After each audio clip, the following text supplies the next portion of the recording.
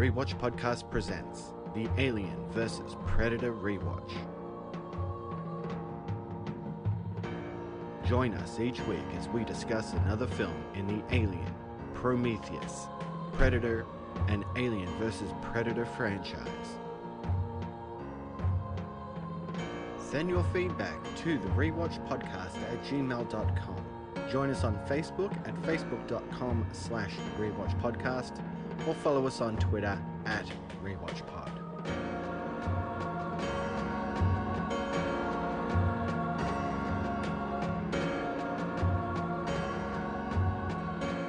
Today we're discussing Aliens vs. Predator Requiem. Starring Stephen Pascal, Rego Aylesworth, John Ortiz, Johnny Lewis, Ariel Gade, Kristen Hager, Sam Tamel, and Tom McBeath. Directed by the Brothers Strauss, aka Colin and Greg. Welcome back to the Rewatch Podcast. I'm Corey, and we're not going to make it out of this town without weapons, dickhead. And I'm Nathan. And what is this? The Titanic? Screw the women and children first. Shit, man. Hey, dude, can I get you to rephrase the intro? Because you should have introduced it as, today we're discussing Alien vs. Predator Requiem, starring the guy from Rescue Me, the girl from 24, and a whole bunch of people we've never heard of since. And a director who made a reasonably crap film a couple of years later. Yeah. This is filled with TV people. TV people. The lead guy, Stephen Pasquale. As soon as I saw him in the movie, because I like Rescue Me as a show, I really enjoy it. Dennis Leary is actually well worth checking out, but he plays like a real genuine kind of idiot in the show to the point where the guy can't even like tie his own shoelaces kind of thing. It's that level of idiot, if you know what I mean. And they're endlessly kind of making fun of him all the time. Anyway, I'm going off on a bit of a tangent here, but it just I had to get it out of my system, man. We're bagging this movie before we've even started the discussion. This movie's been set up as just like a freaking masterpiece already, I guess. Oh, that's all right. Shall we watch the trailer? Let's do it. Let's do it.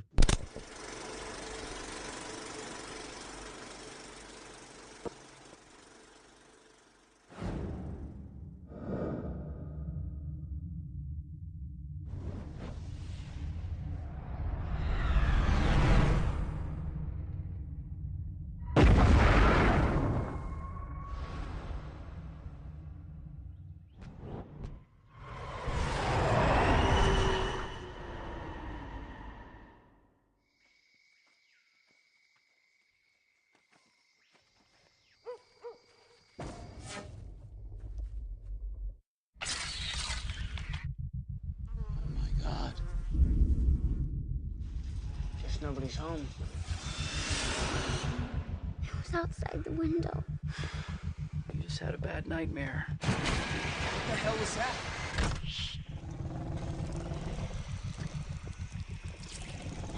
Get out! Jesse, go! Oh my God, get out of the water!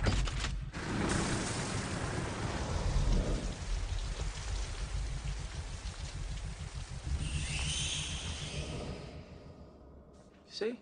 No monster. What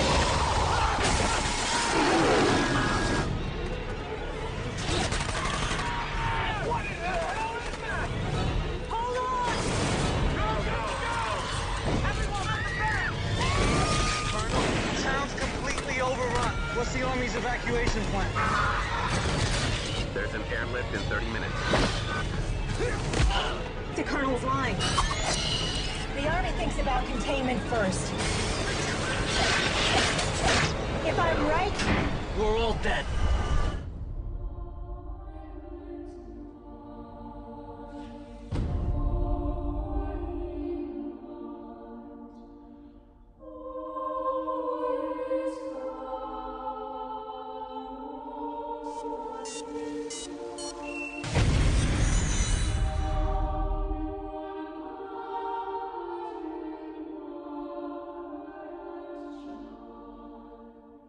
All right, welcome back. As you know, we're here to talk about Alien vs. Predator Requiem. So let's get into some trivia. So the film was actually released on December 25th, 2007. It actually had a budget of $40 million, and it actually went on to gross $128.9 million worldwide. So kind of didn't do too badly, but I kind of got the impression that this film wasn't necessarily like a critical kind of darling, if you know what I mean. Is that a fair statement, Corey? I think so. I mean, $128 million on a $40 million budget. That is going to be a given. This is an Alien versus Predator film. Although the first one, wasn't excellent, for this one, they were promised it's going to be grittier, it's going to be a lot more full on. We're going to see predators killing aliens, killing people. It's like no holds barred. This is going to be epic. So, of course, it's going to make more than its budget back. It has to. The brand alone is going to sell people on going to the theatre to watch it. Yeah. Well, I mean, I was actually surprised by our discussion last week. So I was surprised by how much we both kind of came away relatively enjoying that film. We all agree, man, it's not Alien or Aliens. Definitely not. But it could have been a whole lot worse. Yeah. And not to give too much away, but this movie, I think, is going to kind of prove that to an extent. The brothers Strauss were actually inspired by Terminator 2 Judgment Day. They actually moved to Los Angeles to break into the film business. And after a unsuccessful attempt to find employment at ILM, the brothers actually ended up working on the X-Files film and founded their own special effects company called Hydraulics, I'm assuming. The company actually went on to produce special effects for such films such as Volcano, Titanic, The Day After Tomorrow, Poseidon, and 300. And the brothers began a career directing commercials and music videos. Colin actually believes Hydraulics secured a strong relationship with 20th Century Fox, which actually owns the Alien Predator franchises, which hence how they got the actual job. But I got to say out loud that the brothers Strauss was a name that I had actually heard of prior to the making of this, because they were actually involved in some music videos for a band that I really like, A Perfect Circle, and they actually were also involved with doing some VFX with the Tool, and their kind of claymation videos that they used to make in the mid-90s for their records, Anima and Lateralis. And I know that they were kind of involved with Adam Jones and whatnot and how they kind of did that. So the brothers Strauss were kind of names that I kind of knew kind of about. But I do know that after Alien versus Predator, like as much as we're dismissing it to a degree, I mean, the reality is it was made for $40 million and it did make $130 million worldwide. So yes, it wasn't a box office juggernaut, but it wasn't necessarily like a kick in the guts either. Like, the franchise did okay, and they actually went on to make another film a few years later called Skyline, which I have actually never seen. I remember when it came out, and I don't really remember paying too much attention to it. Did you end up seeing that one, Corey? I did see Skyline, and I have to say it's a step up, really, from this movie, in the aspect that it's a better told story. And, we'll get into the failings about this movie, but it's very telling that these guys aren't directors. They're visual effects guys. And, again, that kind of sells you on the idea that maybe they are going to focus more heavily on aliens and predators fighting, which was a big thing that we talked about last week. Yep. Do we really care about the people? Not really. We want to see aliens and predators fighting. Hey, I'd go as far as to say that you care even less about the people in this film. But as you say, we'll get more into it as we kind of get into our main synopsis discussion. But I mean, you're dead right. It's all about the aliens and the predators, isn't it? The people in this, you really, really, really don't care. But, we'll get into what I really dislike about the people in this movie.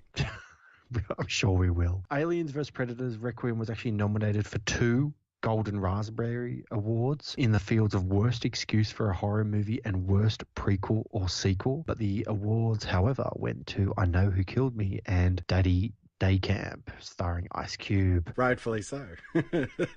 There is actually an unrated cut of this film that actually has 7 minutes of additional footage that was cut from the theatrical cut. Many of the film's changes are just kind of slight changes, briefly extended dialogue scenes, and there are a few instances where an extra alien or human is killed on screen. However, there are some whole scenes added to the unrated version. And as we were talking last week, they approached a few people to try and be in Alien versus Predator. Few people were approached from the previous films to come and be in Requiem, including Danny Glover, who they wanted to reprise the role of Mike Harrigan. That kind of would have been interesting. I didn't mind the Danny Glover, Mike Harrigan character. It would have been interesting to see kind of him come back and face this nemesis again, actually have a little bit of weight, as opposed to the girl from 24, who is fine, but she's a bit nothing, you know? And also Bill Paxton, also from Predator 2 and Alien 2. And they wanted to do that because they thought it would be quite the coup to have Bill Paxton in the sequels to all three. It says scheduling conflicts prevented that, but yeah, you know, that's quote-unquote scheduling conflicts. I suspect the truckload full of money just wasn't quite big enough when they drove it up to his house. But Bill Paxton probably is a bit smarter than that too. Like, I don't really think of him too much of an actor who kind of appears in films just for the sake of it. Like, whenever he shows up, it's normally pretty good, yeah? But at the same time, I also did read that they were trying to get Adam Baldwin back from Predator 2. But he also had, quote-unquote, scheduling conflicts with Firefly at the time. In 2007, when this film was made, so you can probably assume it was made the previous year in 2006, Bill Paxton was heavily involved in the HBO series Big Love. So, I mean, that started in 2006, so he probably was quite busy during that period. So there's probably a good reason as to why he didn't come back. No, I'm just thinking everybody had the smarts to just be like, Alien versus Predator 2? Seriously? I am not doing that. This is special effects maestro Tom Woodruff's fourth time in the Alien costume, so he knows that costume very, very well. And this is actually the shortest installment in either the Alien or Predator franchise, with a theatrical runtime of 94 minutes, and I think the extended cut goes for an hour 42 if I remember. I think it's 102 minutes. I think it's 10 minutes longer. So which version did you watch for this discussion, Cory? I actually watched... Let me have a look here. I've got the disc right in front of me. I think it's just the regular version. Yeah, I did the same. I just watched the regular version for this one. I didn't really feel the insatiable need for the additional 10 minutes, you know? I definitely don't want to watch this twice in a row, regardless of what else they put into it. As I said last week, I hadn't seen this film. This is brand new to me. Even Alien Resurrection, which is, in my opinion, I mean, I know you like that one slightly more than I do, but I don't consider that a great film. And I've seen that 4 or 5 times in the last, 20 years. So it just goes to show like how much I can tolerate, but that's okay. I did want to mention one last bit of trivia before we move on. And if this isn't just a spit in the face, I don't know what else is. But this was a bit of trivia that somebody wrote up. And it says here, Jessie stripping down to her underwear at the school swimming pool is a nod to Ripley stripping down out of her uniform in the final confrontation with the xenomorph in the original Alien. Now, come on. That was nothing more than a bit of TNA. Oh, yeah, totally. If somebody drew that conclusion enough to write it in a trivia section of Wikipedia, then, screw that person. Yeah, no, you're right. One other thing I will mention before we get to our discussion is it was actually at one time hoped that they would include scenes of the aliens' homeworld. Apparently there was conceptual art was created and it was even storyboarded to be used as the closing shot of the movie. But ultimately the idea was dropped in favour of using it in a potential third film. So a bit disappointing we didn't see. You actually do see the Predators' homeworld. I think it's in the 5th minute of the film. You get like a brief 2-minute section of them kind of there. So would have been kind of interesting to maybe spend a little bit more time there, but you did get a glimpse, didn't you? Yeah, just a glimpse. We'll get into it. Shall we just get into our discussion of this movie? Let's do it! All right. Wow. This movie does not deserve that kind of enthusiasm. I know that. I think that's the only time I've ever done that. You should have saved that enthusiasm for back when we were doing like Weekend at Bernie's or something. Oh, that's true. Yeah. Well, hey, the audience doesn't know what we're going to do next, do they? So I must do a bit more of that then.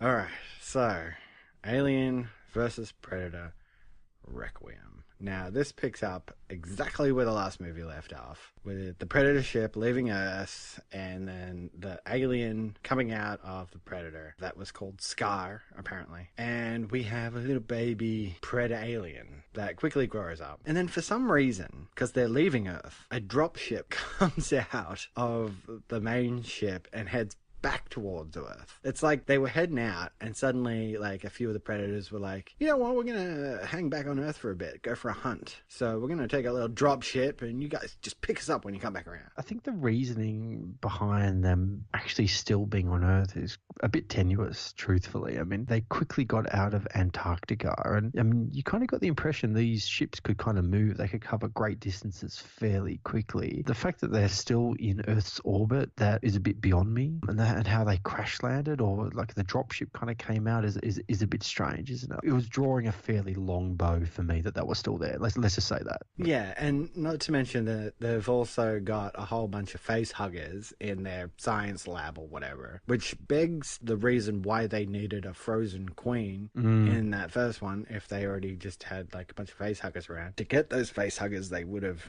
already had a queen somewhere else. No, you're dead right. A chest burster erupts from Scar's body, and that's literally the last scene of Alien vs. Predator. And it turns out that this is a new creature that is actually a hybrid of both the Predator and the alien species. And as you say, quickly matures into an adult, and they're calling it a Predalien.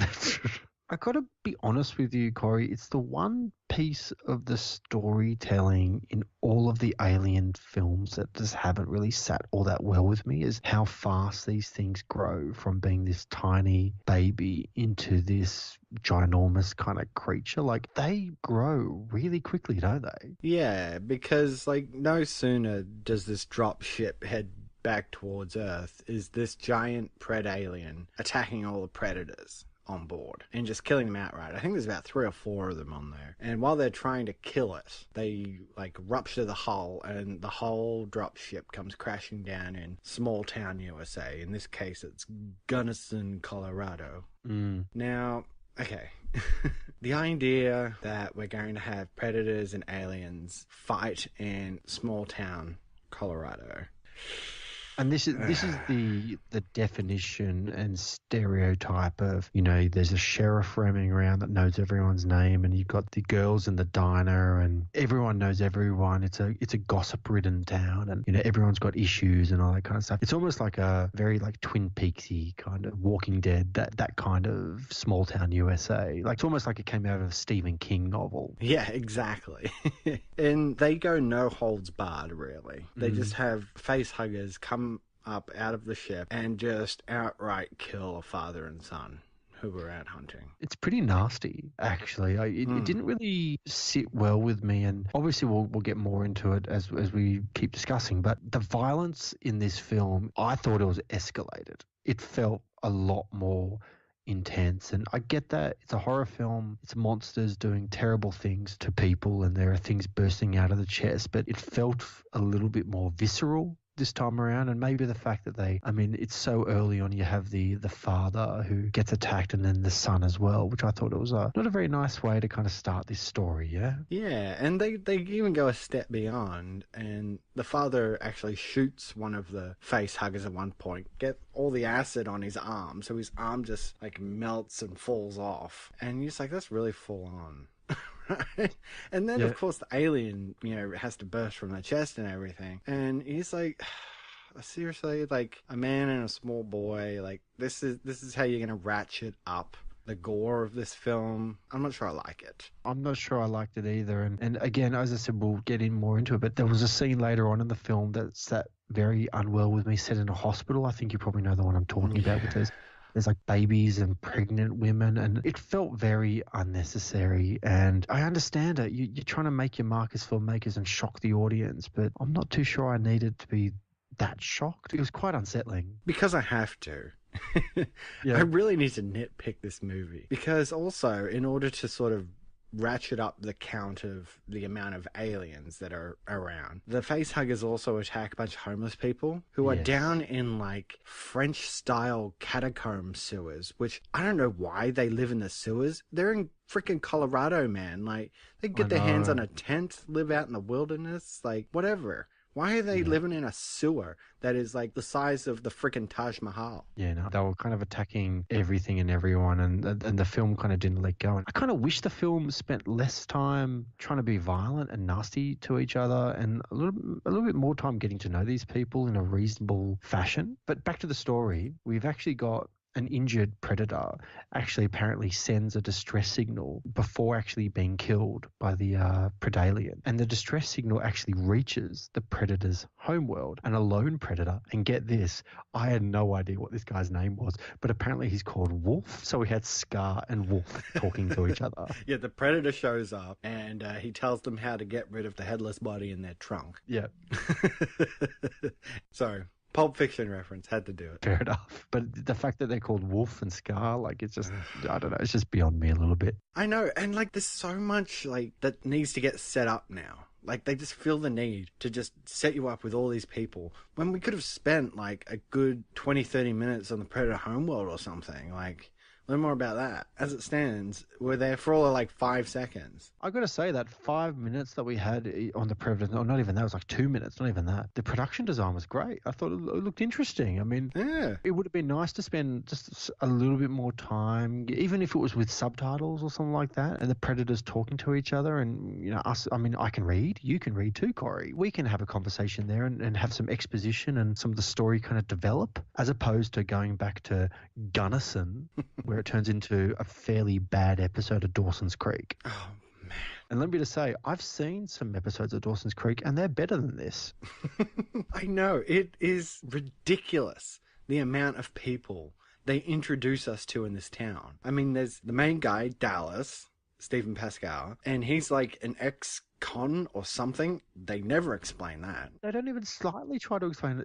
And it's clearly a fairly main plot point, because you can tell he's like returning from his time served in prison, and you almost get the impression he was a cop there. Is that like a fair statement? Maybe. That he may have been a cop, and he like, because he seems pretty tight with the cops there, doesn't he? Well, with the sheriff. Like, the sheriff used to be like his best friend or something before he got sent away. Again, not explained. He's also got a younger brother named Ricky, who's kind of on the wrong side of the law, according to, you know, the sheriff. And then he's got a crush on this girl, Jessie. And then Jessie has a boyfriend who's got a whole shitload of friends as well. And he's like, Yeah. why are we introducing all these people? And then freaking Rico Ellsworth from 24 comes in, returning soldier from the war. And she's got a daughter and a husband that we need to meet. And then the dad and son out in the forest. Well, you know, they've got a wife and mother as well, who works at the diner. And at the diner, she's also got a boss who has a wife. And seriously, this just goes on and on. There is way too many people in this movie.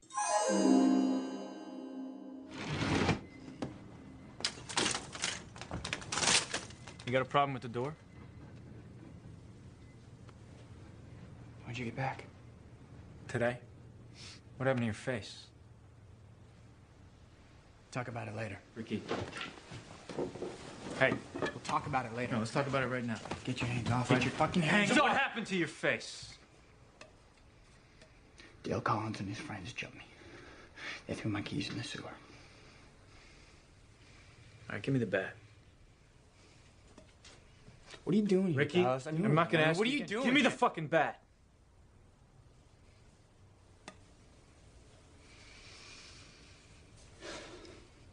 Come on. I'll help you find your keys.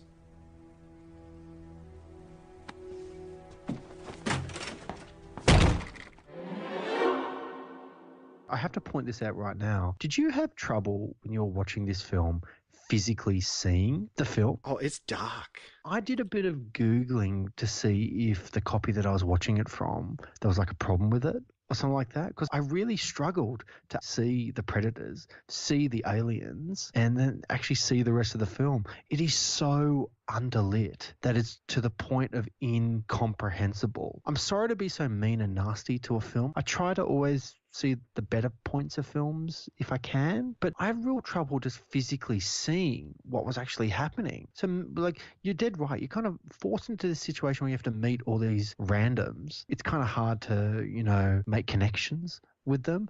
But then on top of that, it's an Alien and Predator film, and they've underlit it so badly that you can't see them. And it's such a shame because the production design on the Predator actually looks really good. It looks certainly as good as anything in Alien vs. Predator or the previous films. So the fact that I can't see him is ridiculous. Absolutely ridiculous. Same with the aliens. It was actually hard. There was some times where I struggled to go, is that an alien or a predator? I couldn't tell sometimes. Did you have the same feeling? Oh, absolutely. Without a doubt. The main thing I noticed was that there was like so many shots where it's like the only light was like above them, and it was supposed to maybe like represent the moon or something like that. But there was no front light, no side light, nothing. So you couldn't see their faces properly.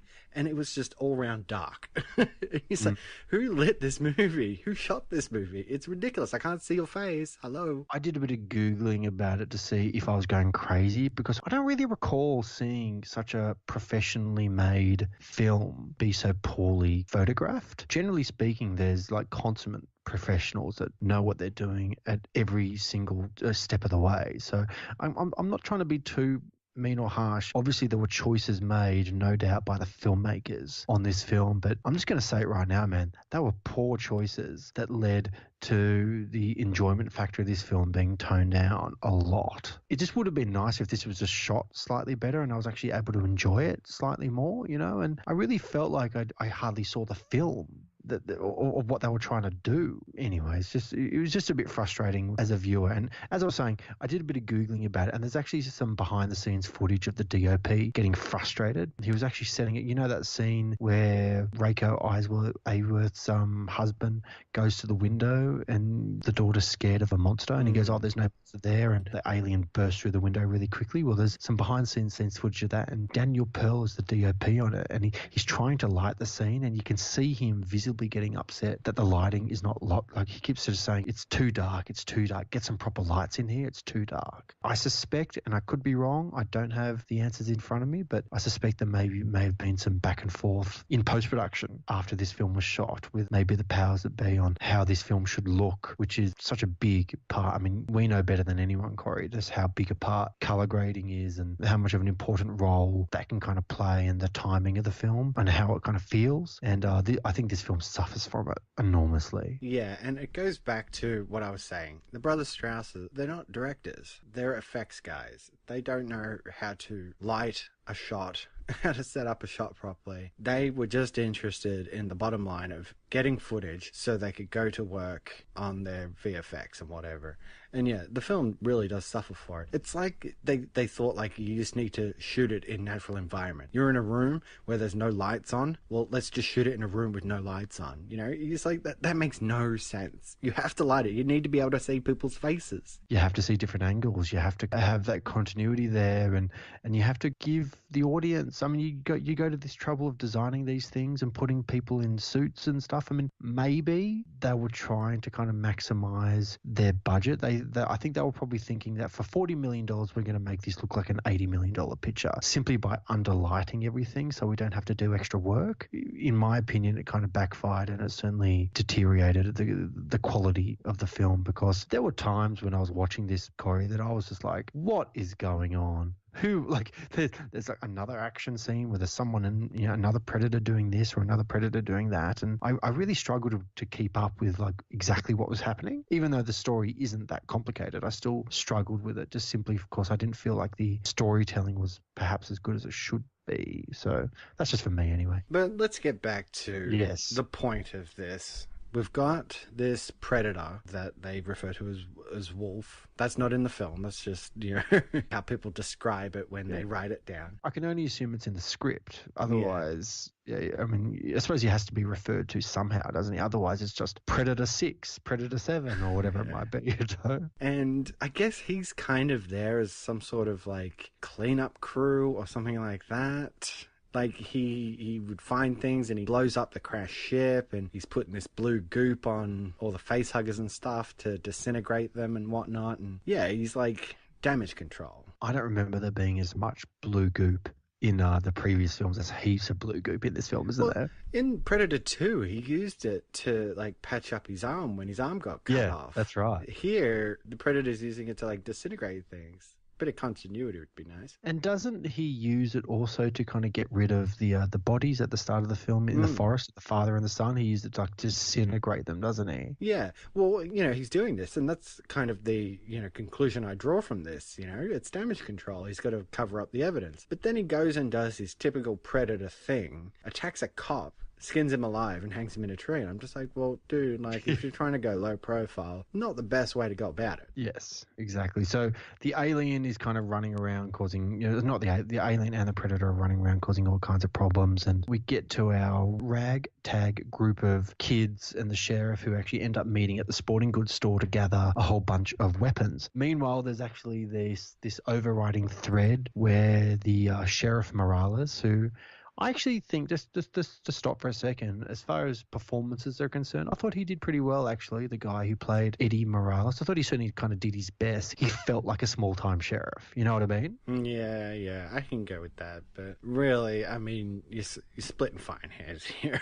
Yes, everybody. I mean, the fact that they got a bunch of teenagers in this movie, I'm like, seriously, nowhere in any of the Alien or Predator films have we ever had a teenage cast. Never. This just turns the film into an atypical slasher movie, really. Yeah, absolutely. There's no reason for it. Come in. Are you there?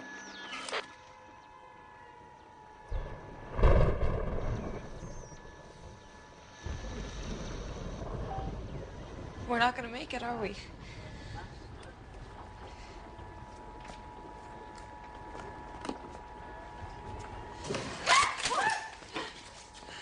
Don't shoot! Take what you want! I'm not getting killed for no $6.25 an hour. We've been attacked. Terrorists hit Gunnison? Told you they would one day. What are you guys, stoned? I grabbed some rifles. As I was saying, there's like this overriding thread where whenever there's kind of trouble happening, the sheriff would kind of say, the National Guard's on its way. We're waiting for them to kind of get here. And the troops from the Colorado Army National Guard actually arrive, but they're actually quickly killed by the aliens. And when the battle between Wolf and the aliens enters the sporting goods store, Dale is actually killed and Wolf's shoulder cannons are actually damaged, but he's actually able to modify one of his handheld blasters. As the survivors attempt to escape small town USA Gunnison, they actually make radio contact with Colonel Stevens and actually learn that an air evacuation is actually being staged at the center of the town. So Kelly, who is our 24-star, she's suspicious of the military's intentions and can actually convinces a small group to actually go to the hospital where they hope to escape by helicopter. And there's a few lines in there like, get to the chopper, and all that kind of stuff. That happens more than a few times. Well, I also have to mention that during this whole thing, for no reason, they introduced two more characters in the sporting goods store, like two stoner guys who immediately get their heads shot off. Is that the guy that says, I'm not getting killed for $6.25 an hour? Yeah. Or something like that guy? I'm just like, that's all we need. We need two more characters. Right. Awesome. And then later, when they're going to go for the helicopter at the hospital, they introduce another guy who like just jumps in the tank with them and says like, oh, there was like some people getting attacked. I didn't do anything. He's the one who says, screw this women and children shit, you know? I'm like, who the fuck is this dude? I don't even remember him dying, to tell you the truth. Keep in mind, we've already gone through the hospital, and like as I mentioned earlier on, I was quite unsettled. There was a scene where there was a whole bunch of babies, like small babies, like totally defenseless, and out of nowhere an alien kind of pops up. It was the Pred alien. It just left a sour taste in my mouth. I thought, really? Are they really going to go down this path? I mean, how necessary is this to kill a whole bunch of defenseless babies? I mean, I realize it's a movie. I know it's not real, but it's just distasteful. You know what I mean? Yeah, they set up like a little bit earlier with like the dead cop's wife who was a waitress. She gets attacked at the diner she works at, and like when she's discovered, like 5 aliens come out of her stomach. Yeah. And you're like, what? And then they show you the way that the Pred alien sort of reproduces, and he or she, I guess a she, if it's impregnating, like latches onto pregnant women's faces and then like shoots something down their throats. Pretty nasty, wasn't it? So, like, 5 aliens can burst out of, like, these pregnant women's stomachs and stuff. And you're just like, that's just gross, man. Like, that's not cool, really. Well, it's not scary. No. It's just gross. And there's a difference, isn't there? The previous movies kind of show this tough stuff in, like, post kind of context. And the scares of things jumping out of its stomach and the way the different aliens and predators were kind of evolving was a little more subtle. For the last couple of films, it's just been like wham, bam, thank you, ma'am. And it hasn't been very nice or just kind of very well told. And I don't mean to keep going on about it, and this is the last time I mention it, but it just left a bit of a nasty taste in the way I kind of was watching this film. I just didn't really enjoy it, but that's just me. Some other people might get off on it, you never know. But I do have to admit, the actual fighting between the Predator and the aliens and the Pred-Alien, I thought was all pretty cool, you know? We did, you know, like the other Predator films, we got some interesting new toys, you know? He had all the classics, you know, the guns on the shoulder and the spear thing from the last film and those discus things. In the scene when he's in the sewer and he fights off about 5 or 6 aliens, he's got like this like laser net That's as right. well, and you know, it kind of reminded me of the laser grid from Resident Evil. It didn't feel quite as clever, though. No.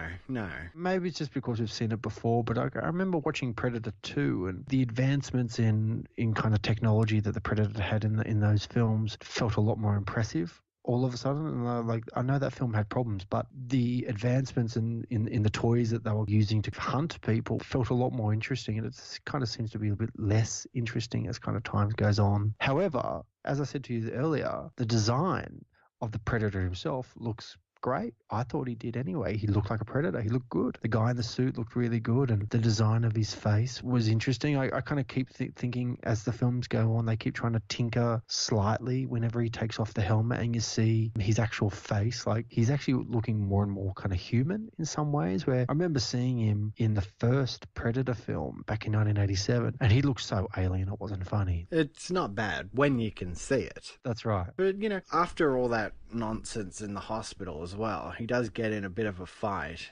And one of those, like, discus things with all the spikes that come out of it comes flying down a hallway and hits Ricky's girlfriend. What's her name? Oh, yeah, that's right. Jessie. Yeah, and, like, yeah. cuts her in half.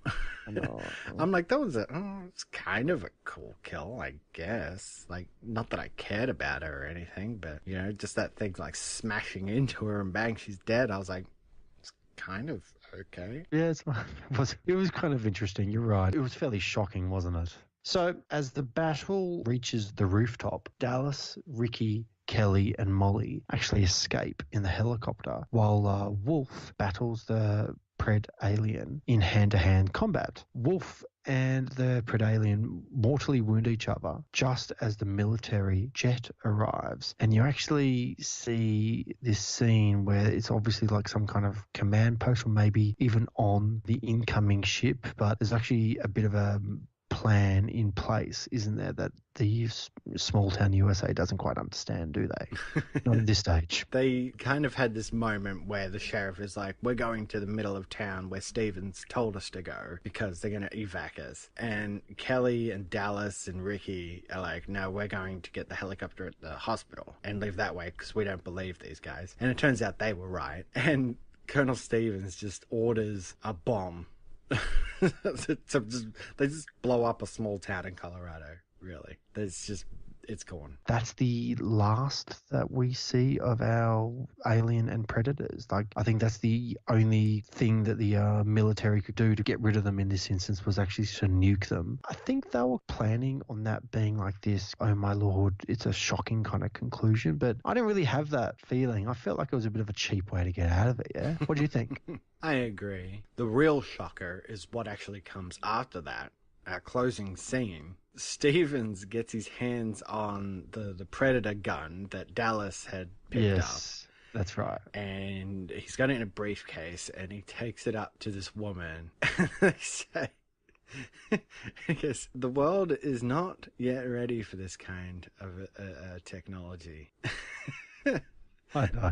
So we get the reply, but this isn't for our world, is it, Miss Yutani? Oh, my lord. Seriously. Yeah. They're trying to tie in Yutani to go with Waylon from the first one. I know. It's just, yeah, I don't know. And that's it. That's where we leave our story. We had to watch it, so you didn't. Let's just say that.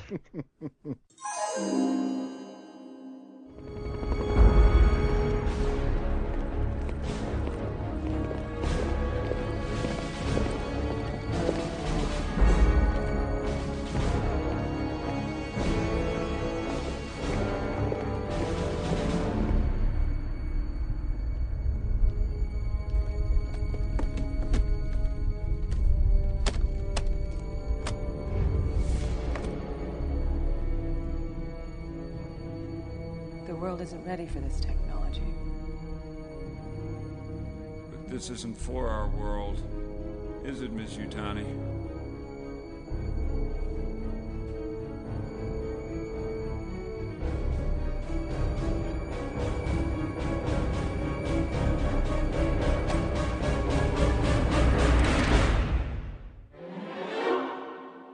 I'm just going to go straight ahead to my rate and review. Yeah, go for it. I don't often give... I'm not going to give this a rating. I'm just going to give it a bomb, okay? I'm not a fan of this film. Skip it. Seriously, you don't need to see it. The Alien vs. Predator from 2004 is a considerably better film. It's better made. You can actually see it. The lighting is heaps better. The characters, albeit, even though we kind of said that you don't really care too much about the actual characters in the film per se, it's all about the alien and predator. You kind of cared for them somewhat to a point. This film, you do not get to know any of the characters substantially enough to give even two hoots about them. I understand they made it for relatively cheap money only 10 years ago, and that's fine, but maybe they should have spent slightly more and they would have got a better product in the end. From my perspective, I'm going to give this a big fat bomb. Oh, I'm there with you, man. I mean, if I had to give it a rating, I'd give it like 1 Miss Yutanis. Oh, okay. Like, just skip this one. You don't need to see this. If you're an Alien fan, if you're a Predator fan, this movie is just...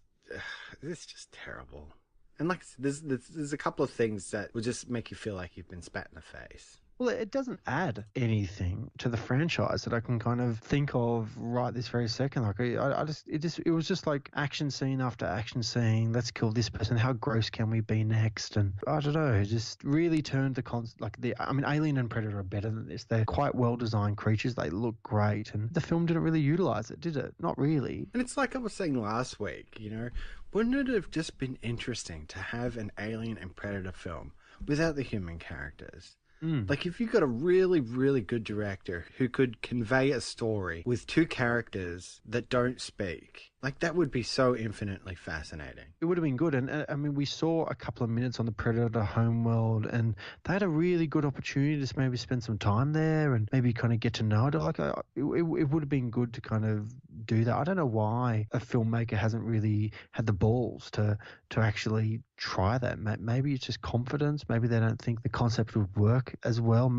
Maybe they're worried about it turning into like a really long Star Trek episode, if you know what I mean. I kind of think there's more kind of hunger for something like that than they kind of think. And I know Ridley Scott tried to talk about the creation of the aliens in Prometheus, which we'll get to in 2 films' time. None of these films have kind of done that at all. Not really. All they really do is have the aliens and predators show up. And the films, like Alien and Predators, they're definitely on the predator side, aren't they? Like, the predator is our friend, essentially, on this film, because the predator is there to destroy the alien, and the alien is infinitely worse than the predator is. So the film just automatically sides on his side. And that's just kind of the way these kind of films work out. But yeah, as I said, man, I'm not down with this film. I don't often give bombs and kind of say skip stuff, but in this instance, I really don't think you're missing out on that much. Next week, we're getting into Predators. And Predators is going to do the natural thing, and it is going to explore the Predator a lot more. Now, we're still going to get human characters and stuff, but we're going to explore the Predator a lot more, and like, what is it that the Predator wants? Yeah, I'm actually really looking forward to this one because, again, this is a film that I have not seen. This is made in 2010 and stars Adrian Brody and Lawrence Fishburne is actually in it as well. We'll save our discussion for next week, though, yeah? Yeah, absolutely. I think you're going to enjoy this one. So good. fingers crossed. You know, it's been a couple of weeks of like so and then just drag. So to be fair, though, in all the films that we've watched, we rarely come across a film that we both kind of agree is just not really worth watching. Even Police Academy 7, Mission to Moscow, we had more positive things to say. We really did. All right, so that's it for this episode of the Rewatch Podcast. Keep up with listener interaction by joining our Facebook page at facebook.com/Rewatch Podcast and follow the show on Twitter at RewatchPod and visit our webpage rewatchpodcast.podomatic.com. And as always, you can write us an email or record a voice message, send it over to the rewatchpodcast@gmail.com. Also, if you've enjoyed the show, please consider giving us a rate and review on iTunes. It's always very helpful. And if you want to go above and beyond and help support the show, you can head over to patreon.com/rewatchpodcast and make a monthly contribution as little as $1. And of course, we're up on YouTube, so search Rewatch Podcast and subscribe today. It's going well over there too. It's good. Yeah. All right. Well, thank you for joining me as always, Nathan. It's always great to talk to you, even if we are really backing out on a movie. Yeah, this one was just a miss for me, but that's okay. Well, I'll just say until next time, are you looking at me or the clock? The world isn't ready for this technology. The Rewatch Podcast is not associated with the copyright holders of these films, and no copyright infringement is intended. The use of any and all copyrighted material is only for parody, news analysis, critique, or educational purposes as provided in Title 17, aka Fair Use. Music provided by Kevin McCloud at incompetech.com. Copyright 2016, The Rewatch Podcast.